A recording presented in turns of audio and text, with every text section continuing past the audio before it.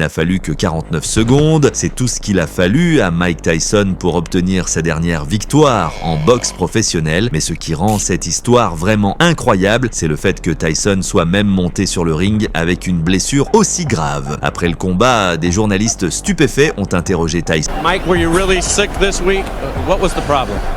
I broke my back. What do you mean by that? You broke My back is broken.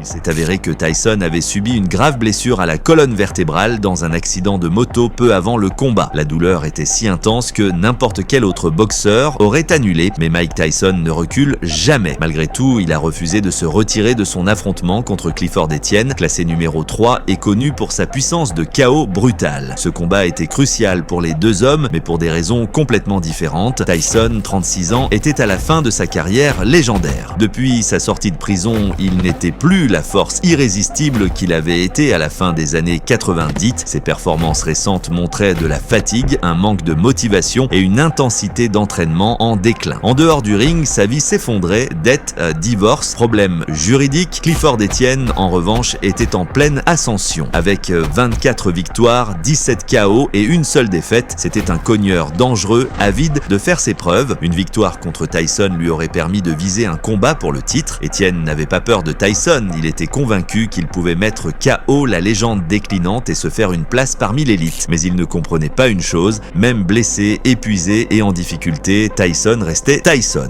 Dès la cloche d'ouverture, on a vu que les mouvements de Tyson n'étaient plus les mêmes, sa douleur au dos l'empêchait d'esquiver et de se balancer comme avant. Etienne a vite compris que l'ancien grand champion n'était plus aussi agile, il a esquivé habilement les premières attaques de Tyson, le forçant à rater ses coups. À un moment, les deux boxeurs sont même tombés au sol mais se sont relevés rapidement. Tyson était désespéré de détruire son adversaire, mais chaque erreur était immédiatement punie par les contres d'Etienne. Le combat n'a duré que quelques instants, mais la tension ne cessait de monter. Et puis, le moment décisif, Etienne, se sentant en confiance, a glissé sous un crochet droit de Tyson, mais il s'est complètement découvert. C'était sa faute fatale. Tyson a vu l'ouverture et a lancé un direct du gauche fulgurant. Etienne s'est effondré, il n'a même pas essayé de se relever. KO, combat terminé.